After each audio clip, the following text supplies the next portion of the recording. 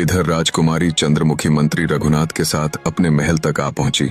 दोनों सैनिक उसकी उस सुंदर स्त्री की मूर्ति को उठाए हुए थे, मगर महल के बाहर बगीचे में पहुंचकर ही राजकुमारी चंद्रमुखी मंत्री रघुनाथ से बोली, मंत्री जी, मैं नहीं चाहती कि इस सुंदर स्त्री की प्रतिमा मेरे महल के द्वार के अंदर भी प्रवेश करे। मंत्री ने पूछा, तो फिर आप चाहती क्या है? राजकुमारी ने आदेश दिया, इस मूर्ति को इसी बगीचे में रखवा दिया जाए। आप गुप्तचरों को इसे यहां से भी दिखा सकते हैं। मंत्री ने कहा, जैसी आपकी आज्ञा। दोनों सैनिकों ने उस मूर्ति को बगीचे में ही रख दिया। तभी राजकुमारी चंद्रमुखी की मां रानी कमला वहां आ पहुंची।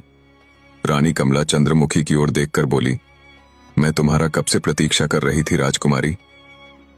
आखिर तुम्हें आने में इतनी देर कैसे लग गई? राजकुमारी अपनी मां कमला को सारी घटना बताती हुई बोली, उसने मेरी सुंदरता का अपमान किया है, परंतु मैं उसे छोड़ूंगी नहीं मां। राजकुमारी चंद्रमुखी के मुंह से सारी घटना सुनने के बाद ना जाने क्यों कमला के चेहरे पर भय झलकने लगा। कमला तुरंत तेज कदमों से चलती हुई उस मूर्ति के नजदीक चली गई, जिस मूर्ति को सैनिकों ने कुछ देर पहले बगीचे में रखा था। उस मूर्ति को देखकर रानी कमला की आंखें डर और दहशत से फटी की फटी रह गईं और वह अविश्वास भरी नजर से उस मूर्ति की ओर देखती हुई बोली, नहीं, यह असंभव है, ऐसा नहीं हो सकता। अपनी मां के डरा हुआ चेहरा देखकर राजकुमारी चंद्रमुखी और मंत्री रघुनाथ आश्चर्य में पड़ गए। चंद्रमुखी ने पूछा, आप इतनी क्यों डर गई मां? मंत्री रघुनाथ ने कहा, राजकुमारी सही कह रही है महारानी, आप तो इस मूर्ति को ऐसे देख रहे हैं मानो कि आप इस मूर्ति जैसी दिखने वाली स्त्री को अच्छी तरह से जानती हूं।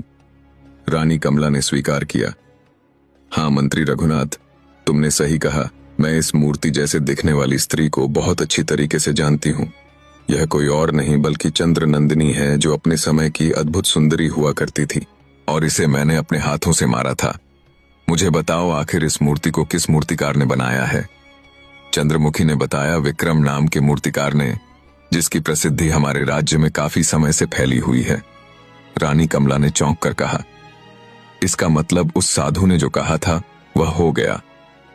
चंद्रमुखी ने पूछा, ये आप क्या कह रही हैं मां?